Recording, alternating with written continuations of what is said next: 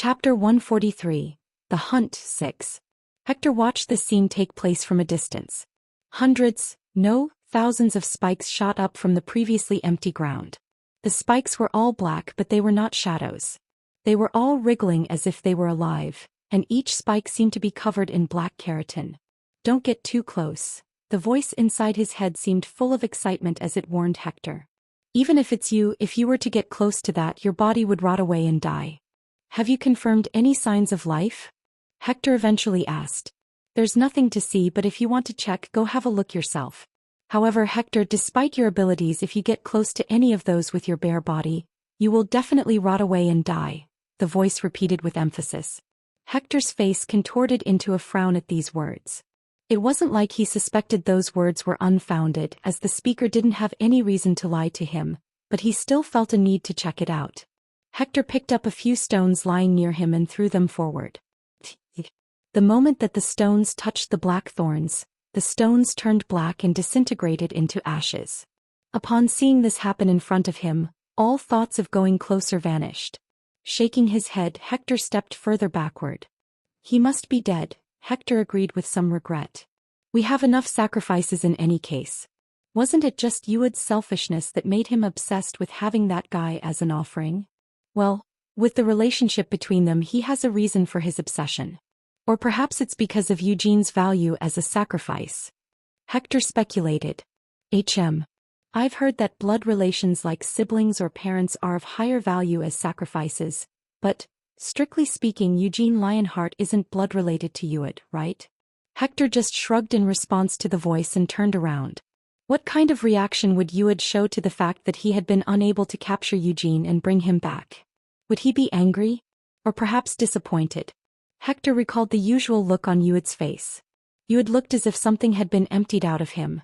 No, he looked as if he had been emptied and that void had been filled by something else instead. Although Hector was interested in the nature of Yuad's existence, he had no intention of trying to understand Yuad or getting familiar with him. Even after Hector left that location, the thorns didn't disappear. "Sir Eugene?" Mare called out to Eugene in a voice full of anxiety and concern. However, there was no response to her words. Mare's body started trembling in fear at this silence. You're okay, right?" Mare pleaded once more, but just like before, no reply came back. Although she wanted to stick her head out of the cloak, Mare wasn't able to do so. Even without direct contact, as long as she was in the range of these thorns, her very existence would be corroded. However, Eugene was perfectly fine without a single injury. It was all thanks to the Moonlight Sword. Even this intense corrosive curse couldn't leave any kind of mark on the Moonlight Sword. Eugene stared down at the Moonlight Sword that he was holding close to his body and the soft moonlight emanating from it. The bracelet on his left wrist was now broken. The moment the thorns had begun sprouting from the ground, Eugene had immediately shattered the bracelet without any hesitation before drawing the Moonlight Sword. The only reason Eugene had been able to react so quickly was his familiarity with this type of attack. This attack had a very long range. As long as one could confirm the location and coordinates, they could raise these thorns beneath their target even while being dozens of kilometers away. "Though it seems they're not that skilled at using it," Eugene observed. His body wasn't injured, but Mare's voice kept ringing inside his head. Although Mare should know that he hadn't received any injuries, even so, she kept asking him if he was all right. Eugene knew the reason for this. What Mare was concerned about wasn't his body but his mind. Eugene finally smiled faintly and shook his head. "I'm fine," he reassured her. The inside of Eugene's chest felt like it was boiling over. On the other hand, his head was as cold as ice. Glancing down at his throbbing left hand, he saw that the fingernails on his tightly curled up fingers had dug into the skin on his palms and drawn blood. "I was just reminded of the past," Eugene muttered in a low voice as he wiped the blood off his palm.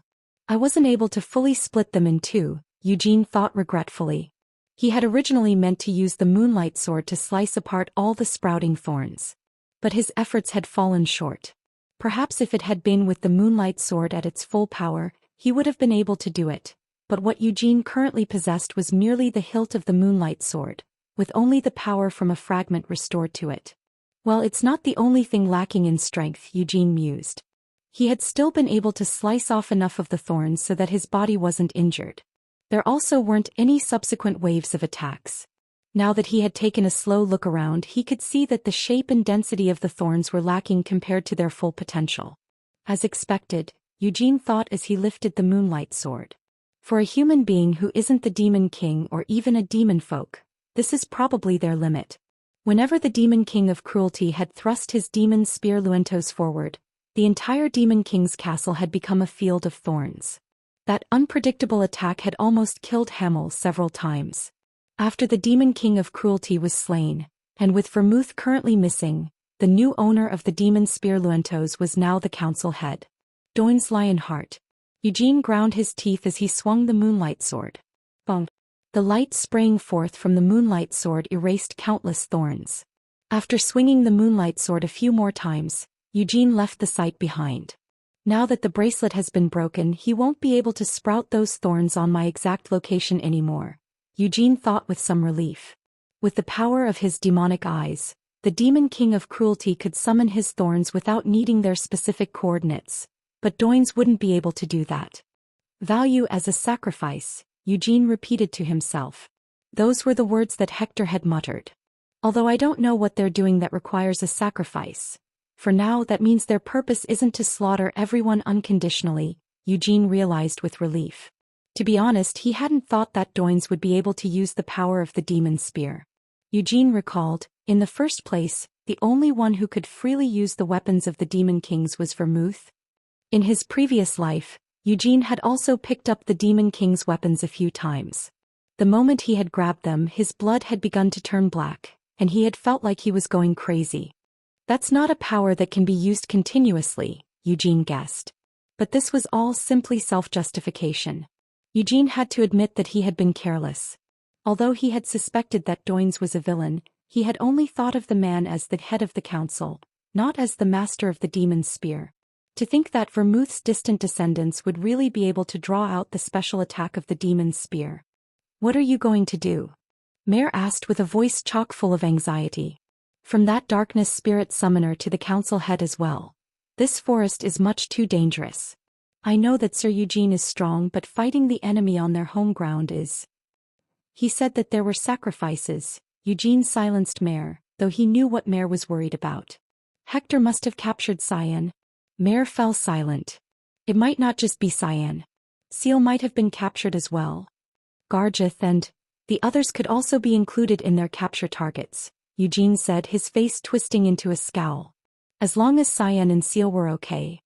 Eugene tried to reassure himself with this thought, but he just couldn't stay calm. Sir Eugene might have a dirty mouth and a nasty attitude to boot, but your heart is in the right place, Mare cheered him on. Be quiet, Eugene snapped.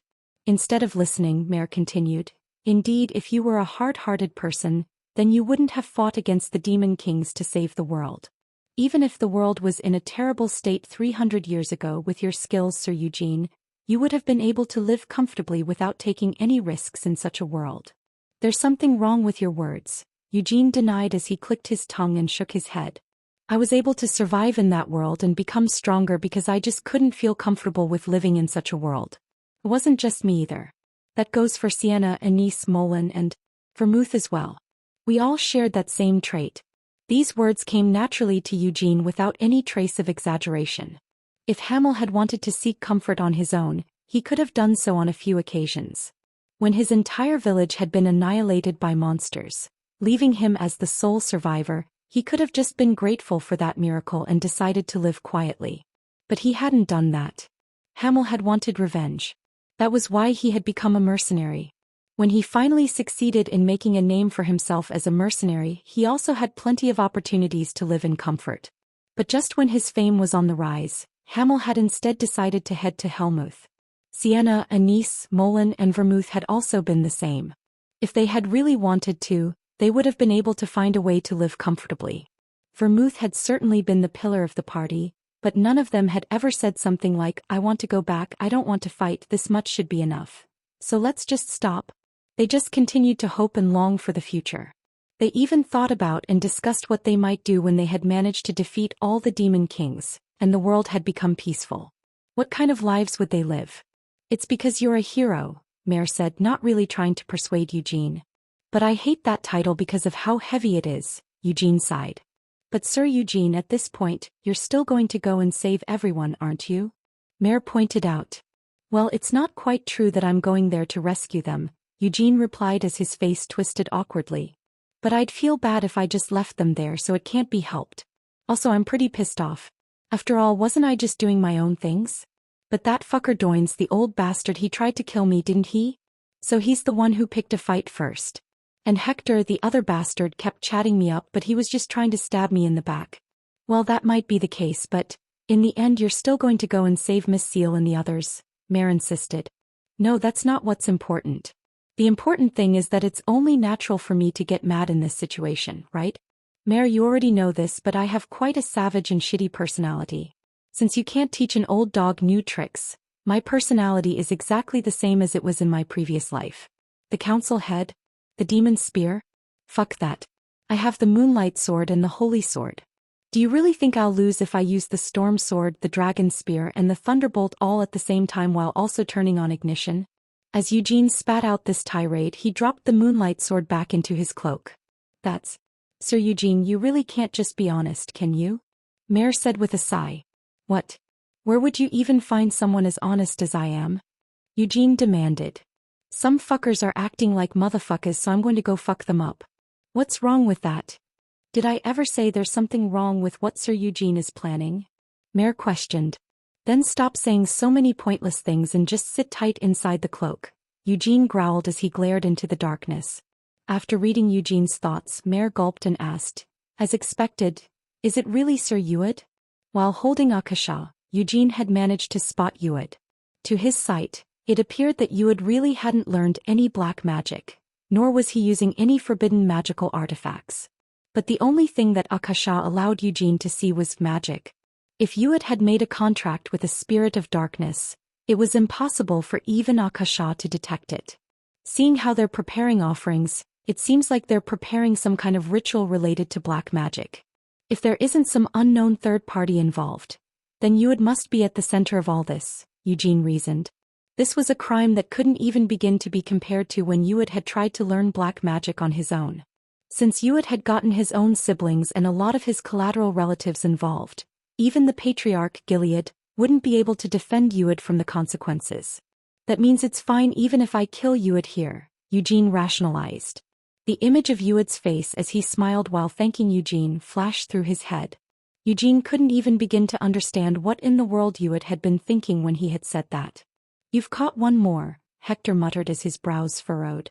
On a tree that loomed in the darkness, the sacrificial offerings dangled like fruit from a branch that had been stretched out in a bizarre shape.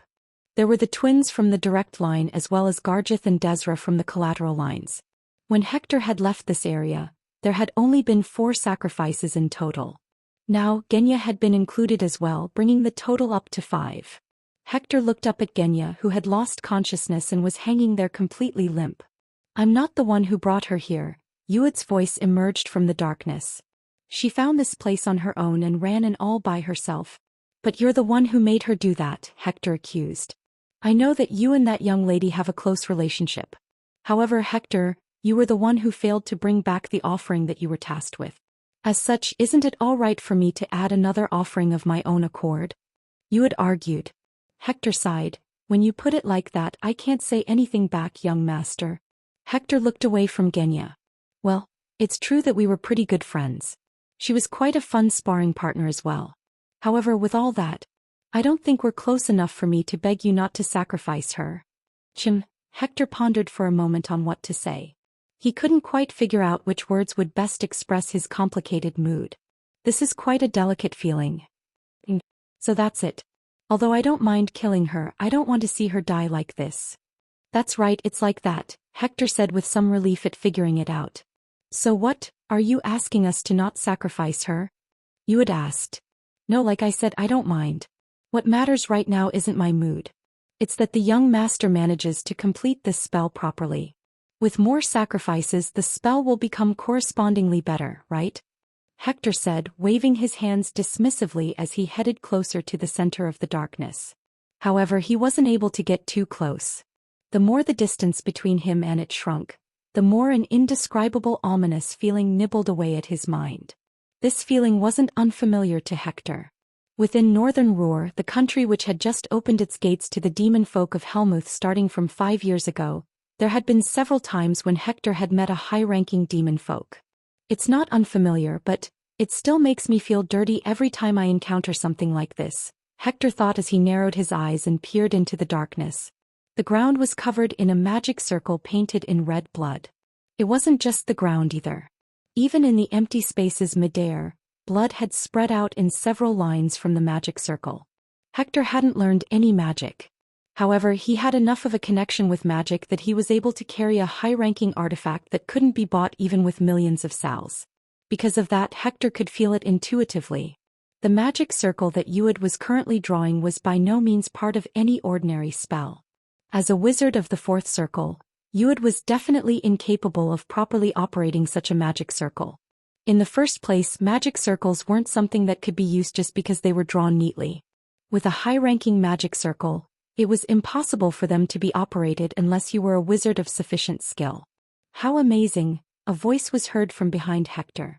Hector turned around to look back in surprise. You came much faster than I expected you to. Can you really move that fast just by running? Hector asked. It's because all the paths were connected in a straight line, Dominic said with a grin. This spirit of darkness is more convenient than I thought it would be. To think that the eldest son who's been called the disgrace of the clan would really be able to sign a contract with such a high-ranking spirit of darkness. Weren't you already aware I had made such a contract? You had asked. Of course I knew, Dominic confirmed. However, I thought you would have just made a contract with a lower-ranking spirit, no? To think that a former heir without any talents for the martial arts or magic would truly turn out to have an affinity for the spirits of darkness, who would have ever guessed? Dominic said with amazement. It's a bit different from that, you had replied from within the darkness. I don't actually have any affinity to spirits. What does that mean? Dominic asked in disbelief. The spirit told me that directly. Except under special circumstances, it wouldn't have signed a contract with a person like me, you had revealed bitterly. Special circumstances? Dominic repeated. That's right. In my case, it seems that I've received quite a bit of help from my pedigree. Isn't that funny? My position as the eldest son of the Lionheart clan, the burden that I've longed to discard. If it wasn't for that, there would be nothing special about me, you had said as he continued to stare straight ahead. He was looking directly at Deacon Lionheart, whose chest had been split open. Even looking at this corpse from such a close distance, Uid didn't feel anything in particular. For Uid, this 18-year-old boy was nothing more than the first offering, a paint bucket filled with the blood needed to draw the magic circle. Beside the corpse of Deacon, the Annihilation Hammer Goliath was floating in midair. The magic circle drawn in Deacon's blood was spreading outwards from the Annihilation Hammer. The Annihilation Hammer served as the vessel that gathered the power of the sacrifices and amplified the strength of the darkness spirit. What have you done with the head of the council? Uid eventually asked. I stabbed him through the chest, Dominic replied with a calm smile, from right behind his back. No matter how old he might have become, I had no confidence in fighting him head-on. Especially since I left the Annihilation Hammer here. Did you kill him? Uid prompted. Even though my grandfather is called the Immortal White Lion with a hole in chest, he's bound to be dead, Dominic responded as he lifted his right hand for a closer look. He was actually holding onto a blackened and withered right arm that was itself holding onto the demon spear Luentos. Dominic grunted as he started pulling at the withered hand still clinging to the spear. I used grandfather's arm to cast the spear forest, but it looks like it's impossible to cast it again. Since I have no desire to cripple one of my own arms, Dominic commented. Can't you just cut off someone else's arms and use the special attack through that arm like you just did? Hector asked out of pure curiosity. Dominic just snorted at this and shook his head before explaining, Don't say something so absurd, Hector. The only reason this arm is still intact is that it's the hand of my grandfather, who's been using the demon spear for 50 years. Any other arm would rot off just by touching the spear. My father and the previous patriarch both died from the aftereffects of wielding the demon spear and the Annihilation Hammer. So that really is the case, Hector nodded in understanding. However, wasn't the council head able to stay in control of the demon spear for over 50 years? Lord Dominic is also the master of the Annihilation Hammer. That's why my grandfather and I are so special. Though now that my grandfather is dead, I'm the only one who's special, Dominic declared proudly as he nodded his head with a grin. After tearing away each of the council head's fingers that were still clinging to the demon spear, he spun the demon spear around to get a good look at it. So, young master, when will the spell be done? Have you double-checked the spirit's instructions? Dominic reminded Ewed. Lord Dominic, you of all people are suspicious of him? Ewed asked. Dominic hesitated. Well, after all, he's never spoken to me. The magic circle is complete. Now we only need to start. Ewed's voice suddenly halted. Didn't you say that you killed him? The darkness shook. Killed who? Dominic asked, puzzled. I'm talking about Eugene Lionheart. What in the world are you talking about? Could that guy really still be alive? Dominic asked as he turned to look at Hector in bewilderment. Hector hesitated. I didn't check his corpse. No, I wasn't able to do so. And didn't you say there wasn't any need for it? Of course there was no need to check. Who the hell would even be able to survive the spear forest? Before Dominic could finish his cry of protest, a hole was pierced through the layers of darkness. Chapter 144. The Remnant. 1. Eugene fixed his eyes forward after jumping down from the hole. The first thing he saw were the people hanging like fruits on a black wriggling tree. Although briefly Eugene checked every one of them. No one was dead, but their faces were pale and their bodies were wrapped in wiggling darkness. The sight was enough to infuriate Eugene. He had heard Hector and Ewed talking about sacrificial offerings. That had to be the reason why they were hung on the tree, to become sacrifices. Underneath the tree stood more people looking in Eugene's direction. They were Hector and Dominic Lionheart, captain of the 1st Division of the Black Lions. Eugene saw Dominic holding the demon spear Luentos and a skinny arm lying around a little further away. Then there was Ewed Lionheart, behind whom was a magic circle drawn with blood that connected the ground and empty space. Hadn't Eugene thought no one had died? Well, clearly he was wrong. One man was dead, his face contorted in pain. His chest had probably been cut in half when he was alive. His heart and a bloody dagger were lying beside him. Along with the blood, Eugene could smell a particular medicine that even the strong bloody smell could not mask. The dead person was none other than Deacon Lionheart. Eugene was not really acquainted with that 18-year-old boy. The boy was his distant, very distant relative. Although they had both participated in the bloodline continuation ceremony years ago, they hadn't talked with each other. Though they had exchanged words during their encounter at the Black Lion Castle, it wasn't enough to be called a conversation. During that brief meeting, Eugene could see that Deacon envied and idolized him. Deacon's talent was SOSO and his family wasn't so powerful. However, the kid was highly motivated. Eugene wasn't sure why Deacon had even participated in this hunt, but he could roughly guess the reason: to improve himself or to gain something. Deacon Lionheart would never have imagined himself dying in the forest like this. What is that?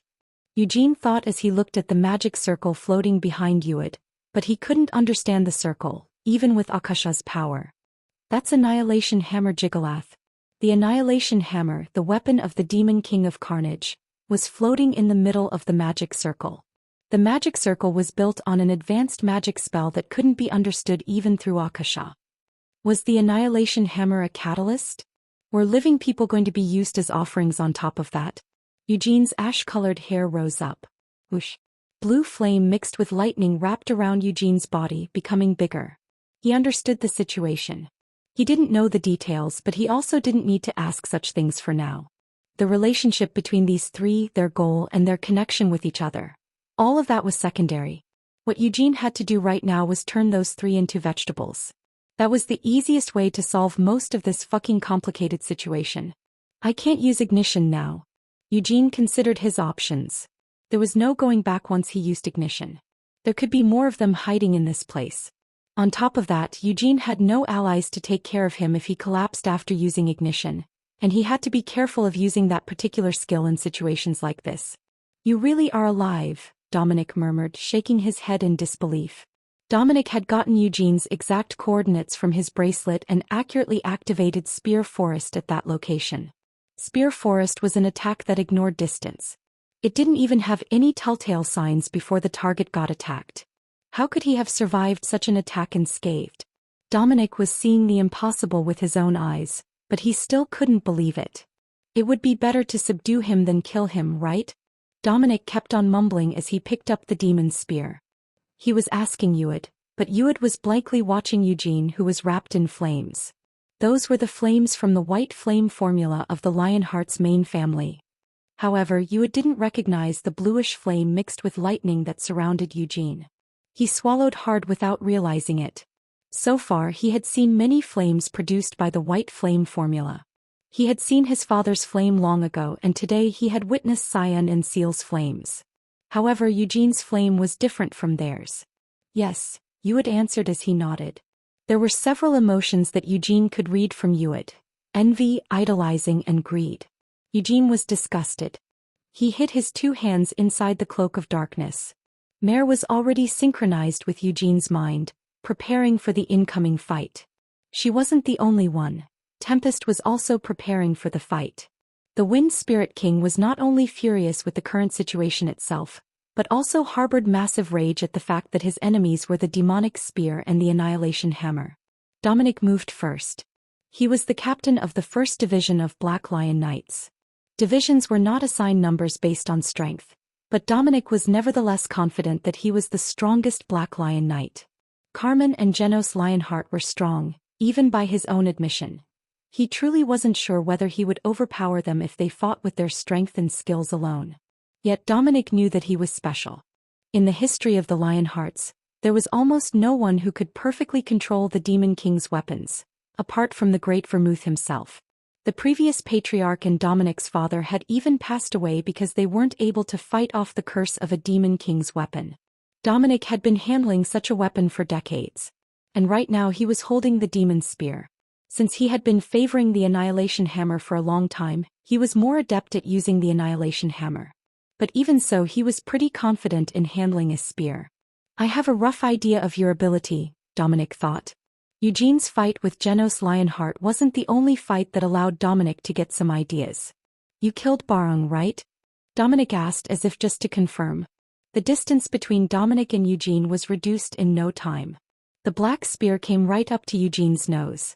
Dominic grinned as he spun the shaft. That guy went through a lot, you know. Thump. The air current spun along with the spear and was dyed in darkness. Shortly after, demonic energy burst out of control, an ominous power that was different from mana. The Demon King's weapon itself held an endless amount of dark energy. Eugene scrunched up his face. He pulled his hands from the cloak. His right hand was holding WD, and his left hand was holding the Holy Sword. Whoosh. The Holy Sword's light pushed away the demonic energy. Dominic's eyes opened wide in shock at this sight. The Holy Sword? I never heard you own the Holy Sword. Dominic blurted in disbelief. I guess the old man didn't blab about everything, huh? Eugene asked rhetorically. It seems he didn't. Dominic guffawed and swung the demon's spear. Push. The demon's spear and WD clashed in midair. As Eugene glanced at WE being eroded by demonic energy from the demon's spear, he began to use the ring flame formula. The wind that wrapped around Eugene's body got bigger. The angry Tempest stood up. As Tempest raised the wind, Eugene's flame and lightning blended with it. Was Eugene using magic? No, Eugene was simply causing his mana to burst. He is just blasting out mana. How can an ordinary mana burst be this powerful? Dominic thought, shocked. Dominic's mana and the demon spear's demonic energy blended into one, forming a defense that perfectly shielded him from close-range explosions. It was hard to defend without doing this much. Feeling his arm trembling as he held the demon's spear, Dominic frowned. He's a monster, Dominic thought as he gritted his teeth. Dominic had a rough idea of Eugene's ability. Barung had been strong, but he had also been greedy. As a result, Dominic had been able to give Barung what he wanted, turning him into an easy-to-use tool. However, Barung had been strong enough that even Dominic couldn't take him lightly. Since there was a 0 chance of Barung betraying Dominic, the fact that Eugene had returned from the Samar rainforest unscathed while Barung hadn't meant only one thing: Barung was dead. His mana control is delicate, and his movements are splendid, Dominic observed. That wasn't it. The ground underneath Dominic turned into thorns and soared up. He leaped backward and looked below. He could see cracks resembling a spider web spreading on the ground. Rumbly. The ground flipped over. Specks of dirt were gathered into multiple lumps, and stones were divided into pieces, all of these turning into thousands of bullets. Once formed, these bullets shot at Dominic, who was floating in mid-air. Dominic wasn't the only one who entered the fight. Scowling, Hector also sprang forth. He had fought Eugene before but hadn't gained anything from the battle. He wasn't going to win if he fought Eugene now. He was painfully aware of this fact, but he couldn't stand down due to his circumstances. While Dominic destroyed the earth and stone bullets, he met Hector's eyes. Next, the two pounced at Eugene in unison as if it was natural for them to do so. Eugene followed their movements with wide-open eyes. The situation wasn't enough for him to relax. The cloak of darkness flew high. From inside the cloak's darkness, Eugene slowly pulled out Akasha, which was wrapped in red light. Eugene didn't need to hold Akasha, as his consciousness was connected to the staff and Mare was also assisting him from within the cloak. As the red light connected Eugene to the staff, Akasha floated in front of him. Burning flames, wild dance, Eugene muttered. He cast a seventh circle fire-type magic. Eugene's mana had been undulating around him, but it now became fire blades that burned with scarlet shades. Eugene now looked like he was armed with dozens of blades. The blades were connected to the caster's consciousness and followed their orders. This kind of magic was a good match with Eugene as he didn't need to control them himself. Mare controlled them on his behalf as she read his mind. Eugene's incandescent blades and Hector's sword clashed. Eugene's wild dancing blades tried to lodge themselves in Hector. Hector deflected the attacks, trying as hard as he could to avoid being slain by the blades. In the meanwhile, he fumbled around the bag near his waist with his left hand. Buffs from the artifact weren't enough and he needed something extra. After he drank the potion from his bag, the world around him changed. Hector's eyes were able to see more things with greater accuracy. In contrast with the world that seemed slower in his eyes, he had now become faster. I am going out of my mind, Hector thought. Was he really seeing things slowly? Hector felt a chill as he watched Eugene's flame blades approaching his neck. It was slow. It was definitely approaching at a slow speed, but he couldn't think of a way to avoid this attack neatly. His escape route was already blocked. The only way Hector could minimize damage was to push forward. We just started fighting, but I'm already in a tight corner? How many steps does he read ahead? Hector was also confident in fighting and figuring out his opponent's next move. However, he couldn't help but realize how meaningless his confidence was. Lowering himself, Hector moved forward. As he plowed ahead through the burning blades, Hector saw a giant flame. It was none other than Eugene. Eugene's eyes were blazing even more powerfully than the flames wrapping around him. When Hector saw a lightning spark, he instinctively reached out with his left hand. He regretted taking the potion. In his slow-motion world, he could perceive what would happen to his body. His future was cruel, but he could not retreat. I really shouldn't have been here, Hector thought. At least, luckily, he hadn't reached out with his right hand. Flash. A bolt of lightning mutilated his left arm. Gritting his teeth to keep himself from screaming, Hector twisted his waist to throw the sword. The sword flew in Eugene's direction but didn't reach him. The wind hovering around Eugene shattered the sword into pieces. Huh. Dominic was surprised. Eugene had easily overpowered Hector as if he were a child. Marveling at the fact, Dominic pierced the ground with his demon spear. Boom. He had only thrust downward, but the whole place shook and the ground collapsed. The holy sword is indeed worthy of its reputation, I see, Dominic observed. Eugene had blocked the demon spear with the holy sword. Then, as Dominic drew out more demonic energy from the demon spear, the holy sword shone brighter, pushing away the darkness. I can't use Spear Forest right now, but Demon Spear has one more powerful attack. Dominic's mana turned into a giant flame, resonating with the Demon's Spear. With Dominic as the center, pitch-black darkness spread out. Eugene's lips twitched as he glared at the sight. He was well aware of what was going to happen now. Thorns shot out from the darkness. Eugene had previously used Burning Flame's wild dance, but it wasn't enough to slash away the thorns as his flame blades dissipated when they touched the dark thorns. Inside the cloak, Mare shrieked as she shouted, "Sir Eugene, you need to step back." As he had first-hand experience with the attack from long ago, Eugene definitely knew that. However, he didn't step back. Tempest's wind rocked the sky. He knew what Eugene was trying to do, but his plan hurt the Wind Spirit King's ego. I have no choice. Tempest grumbled, but that didn't mean he was not going to cooperate. He had no choice in the first place. Even spirit kings couldn't defy the orders from the person they had made a contract with. Thus, Tempest's wind created a giant wall behind Eugene. Dominic was thrusting his spear, but he couldn't understand why Eugene was building a wall. It didn't appear that his intention was to block the demon spear's attack. Instead, it seemed like the wall was limiting the radius of the attack. It was only natural for Dominic to think that way, since the wind wall had blocked not only Eugene's back, but also his sides. What the hell is he trying to do? Dominic thought. He suddenly felt a chill. He didn't know why, it just seemed as if time had become a lot slower. Dominic had developed his intuition as he had spent his entire life as a martial artist. This intuition was warning him about something dangerous that was going to happen. Why was it warning him, though? The Holy Sword and WYD were no longer in Eugene's hands anymore. He had cast a barrier spell, not an attack spell, through the floating Akasha. The wall created by wind and magic made Dominic and Eugene confront each other head-on. By the time Eugene had finished building the wall, Dominic had made the thorns from the demon's spear rise up right under his nose. What was Eugene trying to do? It was too late to block or avoid Dominic's attack. It had to be, but the chill in Dominic's spine didn't disappear. It had rather become stronger. He wasn't the only one trembling. The demon's spear also did. His handle was shaking. This old weapon knew what had happened 300 years ago. A faint light flickered inside Eugene's wide-open cloak. What is that? The light was so white that it almost seemed pale. It was faint, but it got bigger. Eugene pulled out the long light, looking as if he was pulling out a crescent moon. All the thorns generated by the demon's spear were crushed. Dominic was unable to understand the moon in front of him, but he knew one thing for sure. He couldn't touch it. He would die if he did.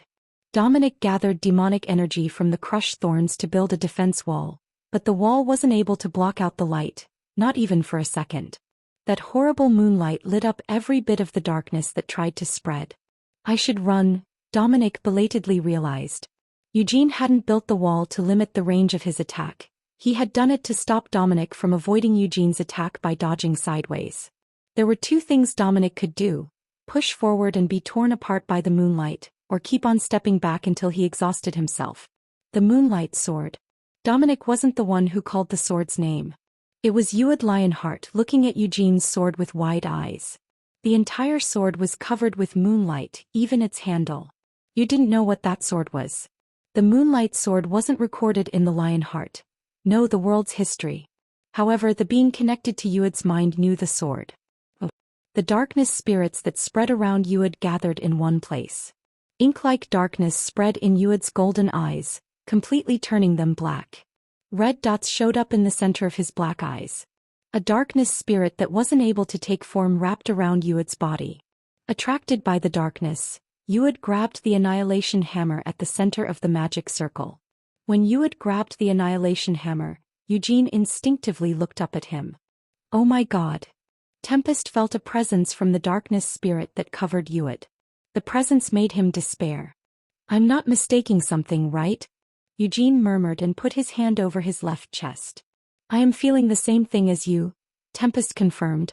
Eugene fiercely dug his fingers into his chest as if he was going to grab his heart. The spirit is the Demon King's remnant. Chapter 145. The Remnant 2. Eugene dug his fingers into his chest, feeling his pounding heart. The Annihilation Hammer is the Demon King of Carnage's weapon, Eugene thought. He was ranked number 5 among the Demon Kings, the first Demon King to be killed by the hero party 300 years ago. The Demon King of Carnage didn't know of the Moonlight Sword. Vermouth had yet to find the sword at that point, so he used the Holy Sword to cut the Demon King's head. The fight had continued all night, collapsing every plain near the Demon King's castle. That was how the plains had been transformed into hilly lands. During the terrain change, an underground dungeon was revealed. Although no one was sure when the dungeon had been built, Vermouth had found the Moonlight Sword inside after that disastrous fight. It's a Demon King's remnant, but the Demon King of Carnage wouldn't recognize the Moonlight Sword. Eugene continued his train of thought. However, Ued, who seemed to be resonating with the remnant, accurately recognized the Moonlight Sword. The existence of the Moonlight Sword hadn't been passed down among the Lionheart's descendants, let alone the world. The only people who remembered the Moonlight Sword in the current generation were the reincarnated Hamel or long-living beings that had lived since that generation. Well well. With a scornful smile, Eugene dug his fingers into his chest as if he was grabbing his heart. Ba-dump, ba-dump, ba-dump. His heart pounded faster. His rage and his hatred were mixed into one desire: to kill. Fucking great to see you again, you son of a bitch. Eugene spat. The Demon King of Carnage didn't know the Moonlight Sword, but the Demon King of Cruelty did. Of course he did. The Demon King of Cruelty had been torn apart by the Moonlight Sword's light. Tempest said the darkness spirit that wrapped around Uid was a Demon King's remnant. Eugene was also sensing it since he vividly remembered what had happened 300 years ago. The Demon Kings he had fought against had extremely disgusting, ominous and horrible presences. He could feel both the Demon King of Carnage and the Demon King of Cruelty from the darkness spirit.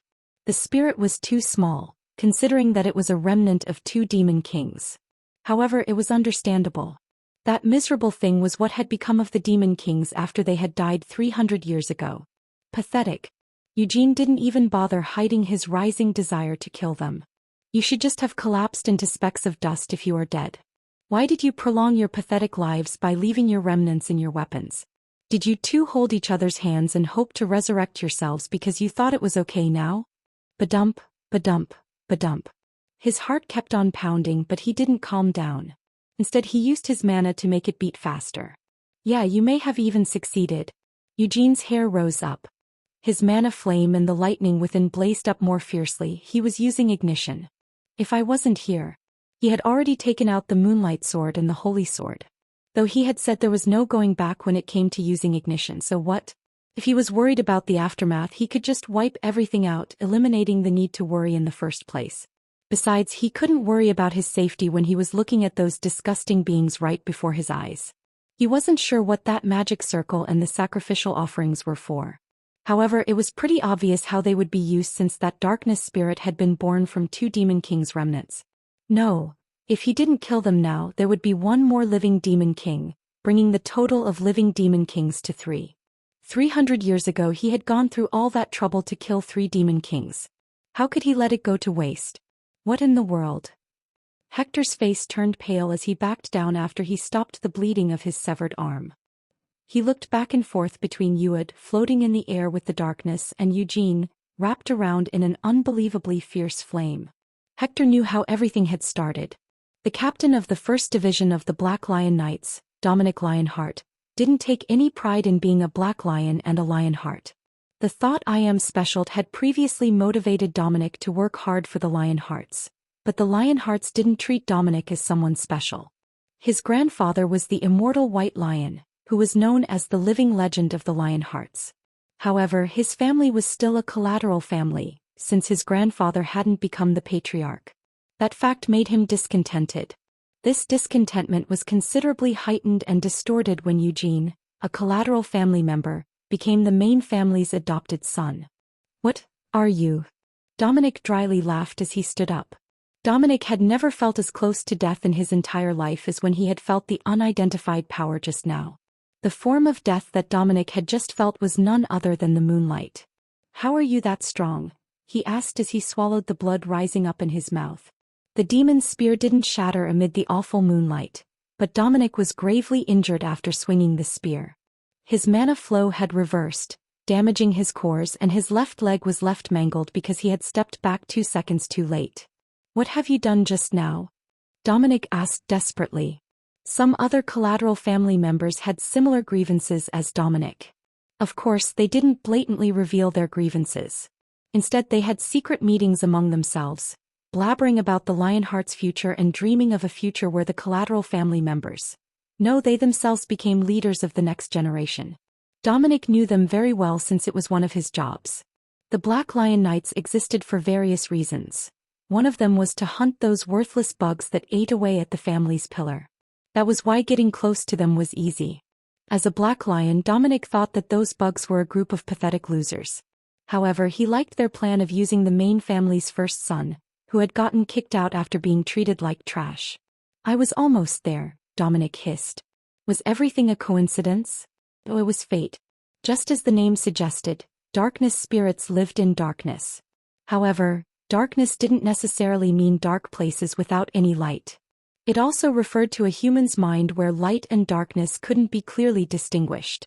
Since there was no light that could purify it, a human's mind sometimes became darker than anything. Dominic never heard the spirits' voices, but he felt a certain desire deep inside his heart. His position as a captain of the Black Lion Knights was very convenient for secretly meeting Uid, who was locked up in the house of Tannis' parents. After distracting the Black Lion tasked to keep an eye on Uid, Dominic had impulsively met Uid that night. Still, he didn't question why he had such an impulse so suddenly. Uid was the first son who was treated like trash. Even Dominic thought Uid was trash. However, Dominic saw darkness deep inside Uid's eyes. Malice, not desire to kill, toward his mother, grandfather and the many servants of the Bossar family.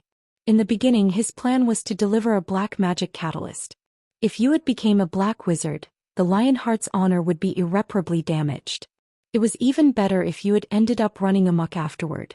Besides, Dominic had no lingering feelings for the Lionhearts, so he was going to ruin the main family himself. After doing so he would seek asylum in Helmuth or other countries, welcomed as the owner of the Annihilation Hammer. But when he saw Uid's eyes, Dominic handed him not the black magic catalyst he had prepared, but the Annihilation Hammer. There was no voice telling him to do that, but he somehow knew that he had to. Ever since darkness seeped into his heart, Dominic had been predestined to hand over the hammer to Uid. Eugene opened his arms wide. All of his power was concentrated on Akasha. His cores were being overloaded from ignition, and the ring flame formula had amplified his mana so massively that it would have been impossible for others to control it. Pashon. A large magic circle appeared first, and dozens of smaller magic circles overlapped the large magic circle. Eugene wanted strong, destructive magic so he could pour out the emotions he was currently feeling.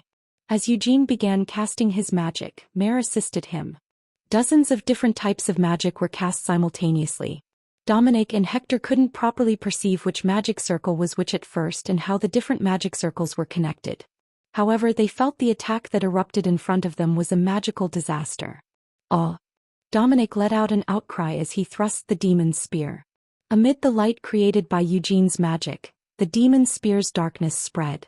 Although the demon's spear emitted darkness, Dominic's body couldn't last any longer. Standing beside Dominic, Hector also tried to block Eugene's attack in any way he could. Uid muttered. His eyes were still black with red dots in the center. He slowly reached out his hands and tapped on an empty space with his long fingers. Pop! The waves from Eugene's attack, which had spread widely in the darkness, burst apart. WNYD, the Holy Sword and the Moonlight Sword. Now you even have Akasha, said Uid bitterly. Eugene didn't respond. He just looked at Uid. Uid's eyes remained unchanged and his face was pale. A gruesome smile spread over his emotionless face. I surely got all of my father's love.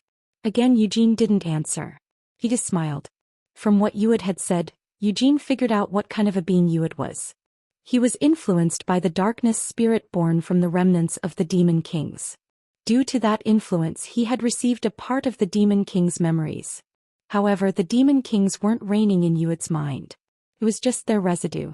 Uid was just a child who didn't know his limits, trying hard to digest the remnants of two Demon Kings who had died 300 years ago. You shouldn't take him lightly. Hamel, that idiot just crushed your magic with one finger. Tempest warned Eugene. I know. After his magic collapsed, all of his scattered mana returned to Eugene. His cores, running wild due to ignition, swallowed the mana again. Zing. Pasha built layers of barriers around Eugene. He may not be the Demon King himself, but he is something similar. It will be too arrogant of me to fight him with magic. Eugene was pretty confident in his magic skills. To top it off, he even had Akka. However, it was still impossible to fight a being that was similar to a Demon King. The only people who could do so 300 years ago were Sienna and Vermouth. Unfortunately, Eugene wasn't at their level yet. Cough. Dominic stood up amidst a pile of debris. As he coughed up blood, he looked at his arms.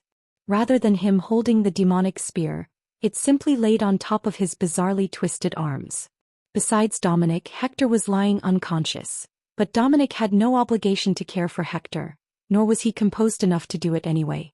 Dominic tried to walk backward, but his mangled arms led him forward. Stop.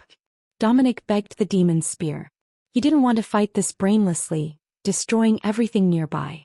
There were other ways to fight Eugene even if Dominic's power was weaker than Eugene's. That was what Dominic thought, but the demon's spear didn't listen to his pleas. The darkness had previously protected Dominic from the magic disaster incurred by Eugene. Now it rose up and coiled itself around Dominic's arms. Trembling, Dominic watched what the darkness was doing. Crack, crack, crack. Everything was tangled into one. His mangled arms ripped flesh and muscle and crushed bones. Dominic's newly formed arms looked more like lumps with scales than human arms. Haha. Dominic dryly chuckled as he blankly watched his newly formed arms. They now looked bizarre and his fingers were glued to the shaft. Dominic and the demon's spear were now connected as one, and soon, Dominic's head was eroded by the evil memories that remained in the demon's spear. Creak. Dominic grinned and lifted the spear above his head. Eugene had seen that movement before. Crack, crack. The scales spread from his arms to cover Dominic's shoulders, chest, and back. Next, another set of arms sprouted out from Dominic's back. You aren't surprised. Holding the giant annihilation hammer that was as big as his height, you would look down at Eugene. Are truly interesting. How can you not be afraid even in a situation like this? Seal and Cyan were. Everyone became afraid when they came here. Eugene checked the people who were hanging on the tree. Fortunately, everyone was okay. It meant that they weren't ready to be used as sacrificial offerings yet. Yes, that's it. The remnant of the Demon Kings has gone berserk. Eugene concluded so for now. Many factors made the remnant run amok. The memory of the Moonlight Sword, the defeat they had experienced 300 years ago, and a sense of humiliation, wrath, and hatred. Eugene lowered his stance. I can now. Yuad grinned, looking at the annihilation hammer. Kill you, and make everyone inside this forest into sacrificial offerings. Is that so? Eugene nodded, smiling. I don't know about that. Eugene didn't know what Yuad could do. However, he would find out since he would be deeply involved in this fight. No matter how any of this had started, the ending was already decided. Eugene was going to kill Yuad. I'm not going to ask every little detail, such as what you are thinking, what happened to you, or why this happened. After being blurred for a moment, Eugene's view expanded. In his hands he felt violence and destruction that wanted to go on a rampage. I can just finish this by killing you. If I kill Dominic, Hector, you, the spirit, and the remnant, all of this will be over. As for the reason that drove you to do this, if needed, I will make something up after I kill every one of you. Eugene opened his arms wide once more. His power was now split between WNYD and the Moonlight Sword. Ignition was still on, overloading his cores, and the ring flame formula brought his mana to such heights that anyone else apart from him would have found it impossible to contain. You guys did this because you are a bunch of idiots, Eugene spoke as he gritted his teeth. Mare had never experienced such severe desire to kill. Eugene's desire had no trace of compassion or mercy. There was only a desire to annihilate the opponent. She tightly shut her eyes, trembling as she felt Eugene's vicious emotions. She didn't know what was going to happen from now on, but she didn't want to know or see that. The Eugene, no, the Hamel she knew wasn't such a scary person. Yet she couldn't ask Eugene to stop. His anger, hatred, and desire to kill right now were legitimate. If Eugene was facing an ordinary black wizard or a demon folk, he wouldn't have been this infuriated. The thing before him wasn't a demon king of the past. It was a residue that may or may not become a demon king. On top of that, he had killed the demon kings himself. Although he hadn't cut off their heads, he had mutilated their limbs and stabbed their hearts dozens, even hundreds of times. You guys will be killed because you are a bunch of morons. The demon kings hadn't crumbled into dust. They had survived. And now, using Yuad Lionheart's body, they appeared before Eugene. Tempest let loose a hurricane. He let his wind run amok, turning the ground upside down and pushing away the darkness. Dominic threw himself against the rampaging hurricane. Although he wasn't sure why he felt thrilled and hateful at the same time, he grabbed the demon spear with his 4 arms. Dominic looked different. His size was also different, and Eugene was reminded of the demon king of cruelty, whom Eugene had killed 300 years ago. At the top of the demon king's castle, he had skillfully used the demon spear with 4 arms as he fought against the heroes. You are disgusting, Eugene spoke with spite. Dominic was just imitating the Demon King and didn't actually possess the Demon King's dreadful power. However, the dark demonic energy emitted by the demon's spear brought back a distant memory that Eugene didn't want to recall. No, the memory wasn't shameful.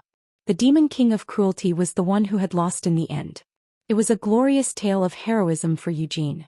He could brag about it while he told the stories in front of others if only he hadn't run into the damn Demon King again like this. "Ayaha!" cried Dominic. Rumble. As Dominic spun the spear shaft using his forearms, the spear was swallowed by pitch-black darkness. A little behind Dominic, Yuad marched forward with the annihilation hammer. He could see, feel and realize many things. As an intense feeling of being omnipotent rushed over him, Yuad trembled. The information was being engraved in his head, the truth of black magic. Humans couldn't understand it, they shouldn't understand it.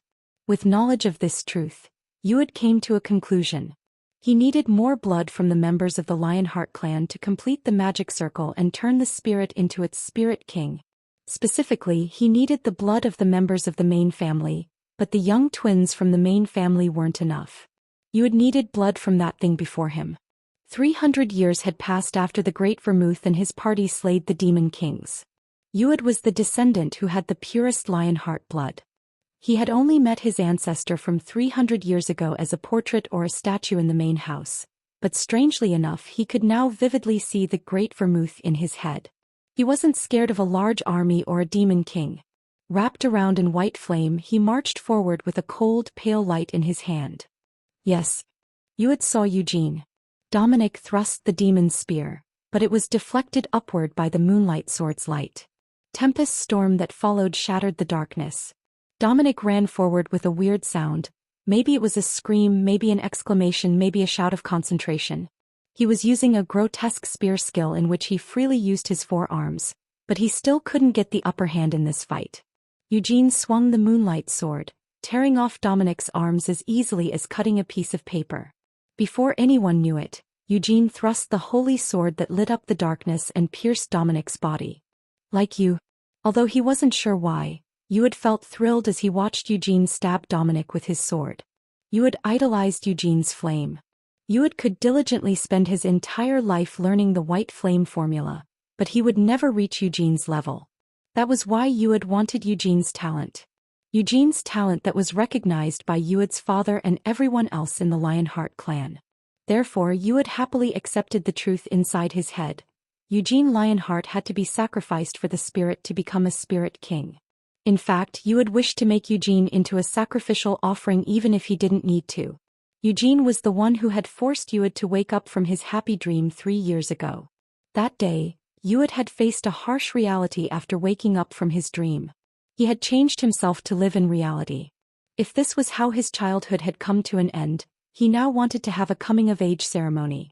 Since he hadn't had a coming-of-age ceremony, he was going to have it now by completing the spirit using Eugene, who woke Yuad from his dream as a sacrificial offering. Yuad lifted the annihilation hammer high in the air.